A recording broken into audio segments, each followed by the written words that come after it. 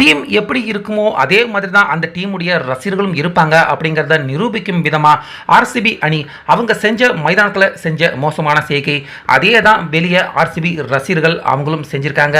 அந்த வகையில் இப்போ நீங்கள் பார்த்துக்கிட்டு இருக்க இந்த வீடியோ நம்ம இந்தியாவையும் தாண்டி தற்போது படு வைரல் ஆகிட்டு இருக்கு. அந்த வகையில் இந்த வீடியோவை ஒரு நிமிஷம் நீங்களே பார்த்துட்டு வந்துருங்க.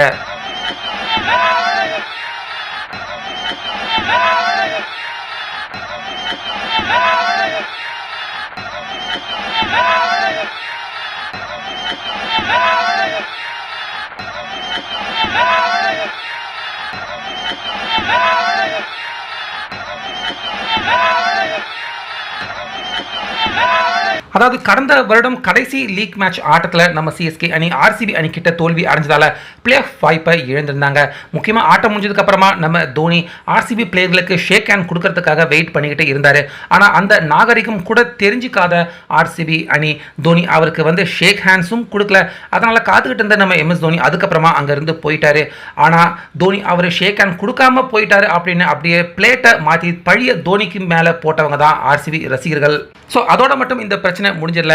மைதானத்துக்கு வெளியே கூடியிருந்த ஆர்சிபி ரசிகர்கள், ஆயிரக்கணக்கான ஆர்சிபி ரசிகர்கள், அங்கே இருந்த ஒரு சில சிஎஸ்கே ரசிகர்கள் எல்லாரையுமே பயங்கரமாக அவங்க கிண்டல் செஞ்சு கலாட்டா செஞ்சு அவங்கள துன்புறுத்தும் செயலையும் ஈடுபட்டிருக்காங்க.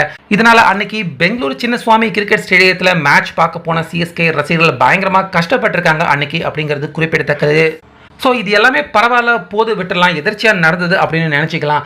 ஆனால் நம்ம சிஎஸ்கே அணியின் பிளேயர்கள், முக்கியமாக நம்ம எம்எஸ் தோனி, இப்படி எல்லா பிளேயர்களுமே மைதானத்தில் இருந்து பஸ்ஸில் ஏறி அவங்க புறப்பட்டு ஹோட்டல் ரூமுக்கு போகிறப்ப வழியில் ஆர்சிபி ரசிகர்கள் எல்லாருமே கூடி கும்மலாக நின்று பஸ்ஸை போக விடாமல் தோனி அதே போல் சிஎஸ்கே பிளேயர்கள் எல்லாரையுமே பயங்கரமாக கத்தி ஆரவாரம் செஞ்சு எல்லாரையுமே பயங்கரமாக கிண்டல் செஞ்சுருக்காங்க. அந்த வீடியோ தான் இப்போ நீங்கள் பார்த்துக்கிட்டு இருக்கீங்க.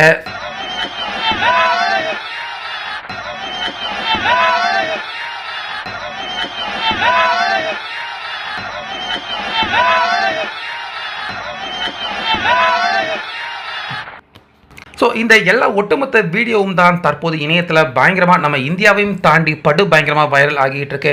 ஸோ நம்ம தோனி அப்போவே அவர் முடிவு செஞ்சிட்டாரு, அடுத்த ஆண்டு ஆர்சிபி அணிக்கு எதிராக விளையாடுறப்ப ஆர்சிபி ரசிகர்களாக இருக்கட்டும் அதே போல் டீமாக இருக்கட்டும் அவங்களுக்கு வட்டியும் முதலமாக திருப்பி கொடுக்கணும் அப்படின்னு அப்போவே நம்ம தோனி அவர்கள் சபதம் எடுத்துட்டாரு. அந்த வகையில் நாளைக்கு நம்ம சேப்பாக்கம் மைதானத்தில் ஆர்சிபி அணியும் சிஎஸ்கே அணியும் மோத போகிறாங்க.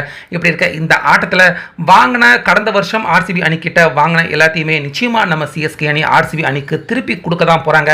முக்கியமா நாளைக்கு ஸ்டேடியத்துக்கு வெளியே ஆர்சிபி ரசிகர்கள் அவங்களுடைய நிலைமை நிச்சயமா திண்டாட்டமாக தான் ஆக போகுது. மேட்ச் தோத்ததுக்கு அப்புறமா ஆர்சிபி ஜெர்சியை கழட்டி தூக்கி வீசிட்டு ஒரு சாதாரண கிரிக்கெட் ரசிகர்கள் மாதிரி போயிட்டாங்கன்னா அவங்களுக்கு நல்லது.